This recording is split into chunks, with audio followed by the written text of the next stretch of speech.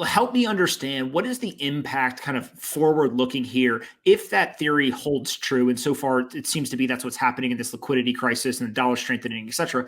What's the impact on equities and commodities and then even other foreign currencies? Do we just see everything continue to bleed out and the dollar strengthen against it, or does something else happen? Well, let me qualify this by saying that this is not going to happen in a straight line. This is, nothing happens in a straight line. There's going to be fits and starts, and there's going to be ups, and there's going to be pullbacks. But in general, over the next couple of years, what I think will happen is, I don't know if we found the bottom in equities yet or not. I own equities. I'm long equities. I think 2 or 3 years from now, equities will be much higher than they are right now. Not because things are good in the world and not because things are good in the US, but because they're bad. And we will be a recipient of flows as a relative, not an absolute, but as a relative safe haven. So I think 2 or 3 years from now, due to all the money printing and due to the effects of that and the effects of sucking in the money printing from around the world, will push U.S. asset prices higher. I think it will push U.S. stocks higher. I think it will allow us to fund our budget deficit, even though, I think the rest of the world is going to have budget deficits as well. But I think we will be able to fund our budget deficit easier than the rest of the world will be able to fund theirs. Again, it doesn't mean that it's going to be perfect. It doesn't mean that it's going to be easy, but I think that will allow us to happen. And as that happens, I think that keeps a bid under the dollar. I think the dollar goes higher, and I think it continues to put incredible pressure on the rest of the world because they have this dollar debt that they have to service, and global commerce takes place in dollars. So I've used this example before, but if there's a Peruvian gold mine that's selling gold to China and it's financed by a bank in Japan, the invoices back and forth between the three are probably in dollars. That's just what or copper or whatever it is, when wheat gets sent to China. These all take place in dollars because that's the global reserve currency. So whether or not countries like the dollar, it doesn't really matter until there's a viable opportunity otherwise that can be used on a global scale. I think the dollar gets a bid. Now, it doesn't mean that things like Bitcoin won't go up. It doesn't mean that gold won't go higher. Maybe there's some other altcoins or stable coins, or maybe countries start to issue digital coins of their own that do well. But until something can replace the global reserve system or the global reserve currency system, and there's another country that can enforce its use, the dollar is still going to be the predominant currency.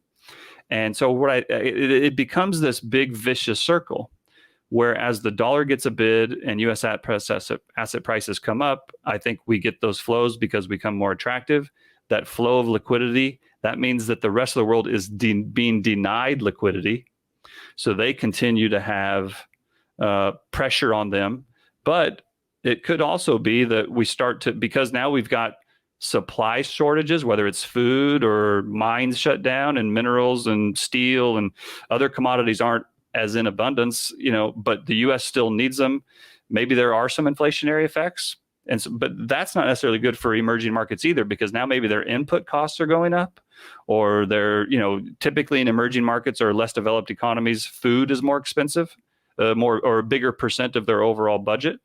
And as food prices start to rise, their cost of living goes up, but they're in a depressed economy.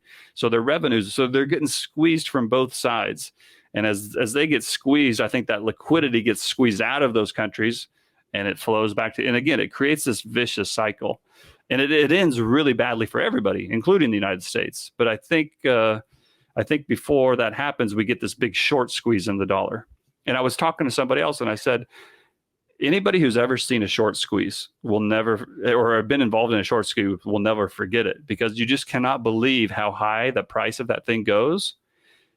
It's just amazing. And then you never forget the other side of it, because it just crashes afterwards as well. Like short squeezes don't go from, like Tesla, it went from 400 to 1,000 and now it's back at 400. It doesn't go from 400 to 4,000 and stay at 4,000. That never happens. You get the big ramp up, and then you get the crash. And I kind of think that same thing will happen with the dollar. I think we're going to get this big short squeeze on the dollar over the next couple of years. It's going to go higher than anybody believes possible. It's going to create chaos everywhere. Eventually, the world will come together. They will do something. I don't know if they have another Plaza Accord or it's written down, or it's devalued, or the world says gold's now at $7,000 because of all the chaos that it's caused, and I don't know how they're going to do it, but eventually this will all reverse. And then the dollar will have a big slide. The U.S. will lose all the capital flows.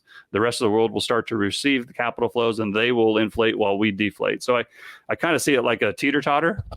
I think over the next couple of years, we'll be going down we'll be going up while they're going down, and then it'll all flip and it'll go back the other way. And that's a very simplistic way of saying it, but that's kind of how I see it playing out. Got it. So that makes a lot of sense. Now, one of the things that it makes me immediately think of, so right now what we're seeing in this liquidity crisis is everyone is selling any asset they possibly can into a liquid market to get dollars, right? We're seeing the dollar strengthen. Right. You're seeing equities, commodities, Bitcoin, everything's going down. There is a number of people who would argue, and I'm actually probably one of them, that would say in order for those asset prices to stabilize and eventually recover, you need to have some weakening of the dollar at some point. You've got a pretty interesting theory around the dollar itself can strengthen, and so could the asset price of, say, gold or other assets at the same time. Maybe help me unpack kind of the nuance there between what is more theoretical, I think, and weakening the dollar, asset prices recovering, versus maybe they all could go up at the same time. Yeah, so there's a couple parts to this, and this is the part where I probably get challenged on the most. There's a lot of people who think the dollar is going to go lower. I think there's a lot more people that think it's going to go lower than higher, but you could argue that there's a lot of people that think it's going to go higher. But most of the people that think the dollar is going to go higher also thinks it's going to lead to just a depression in the United States as well. And that's where I kind of disagree. And I think that we're going to get into a situation, and we're not there yet, but I think we're going to get into a situation where U.S. asset prices rise, the U.S. dollar rises, perhaps even people are going to think I'm crazy. Interest rates might rise a little bit, and we will have some inflationary effects in the United States, even though the dollar is getting higher. A lot of people equate the dollar losing value with inflation, and of course that makes sense. But if the dollar is going higher because capital is flowing in, and the capital is leading to higher asset prices, you can get some inflationary effects that way too. Maybe it doesn't happen as often. Maybe that's not the traditional way that people think about it, but it can happen. And so if that starts to happen, and we start to get some inflationary effects in the United States, and this, I'm not talking tomorrow, a year from now, 18 months from now, 2 years from now, right? And it's also at the same time causing chaos overseas or in less developed markets or wherever it is. And people start, they're buying dollars as a flight to safe haven, but they're not going to put all their money in dollars. In the same way that I talk to people in the gold world, and they say, well, people are going to go to gold. Well, of course they're going to go to gold, but they're not going to put all their money in gold, right? They're also not going to put all their money in dollars. They might put a lot of it, but they'll put some in Bitcoin. They'll put some in gold. They'll put some in some other safe haven trades. And I think we'll get to a point where safe haven trades rise together. I don't think that's happening right now, because right now we're just in the liquidation phase. Just like you said, just get me dollars, because you might want Bitcoin, you might want gold, you might want your Rolex watch, but what you need is dollars, right? And so the point I always try to make to people is it's not about what people want, it's what they need. When you go down the pecking order, you start with what you need, then you start with what you'd like to have, then you have your dreams and your hopes, and but you start with your needs, right? And the thing is, I would love to see a world where gold was a bigger part of the financial system, and governments had some fiscal handcuffs on them, and we went to more of a true store of value where you could measure, with a fixed yardstick how you were doing, as opposed to this crazy Rube Goldberg machine that we've built. But as much as I would like that, that's not reality. Like, the reality is we have central banks who print money, and we have Keynesian economics. Now, I think eventually we'll get to a place where we don't, but right now we do. And I think as people try to escape the system, they'll go to safe havens, alternative forms of money, whether it's digital currencies or whether it's Bitcoin, whether it's Ripple, whether it's gold, whether it's diamonds, whether it's, seashells. I don't know, but I think they will go to other things. But the dollar, I think, until there's a viable alternative, I think the dollar is going to get the majority of those flows. So I think we'll get into a situation where the dollar's rising, gold's rising, Bitcoin will probably be rising, or some form of digital currency will be rising. And then it's possible that we'll get into a situation where they all rise together, and then the dollar falls off, and that's when gold really goes through the moon, or that's when Bitcoin really goes higher. But I think right now we're still in the liquidation phase. I'm not convinced the liquidation phase is over. I think we're getting close, but I'm not sure that we're there yet. But I think, I'm not ready to buy commodities yet. Even if we're getting close to the bottom of the liquidation phase in equities, I'm not sure we're to the bottom of the liquidation phase in commodities.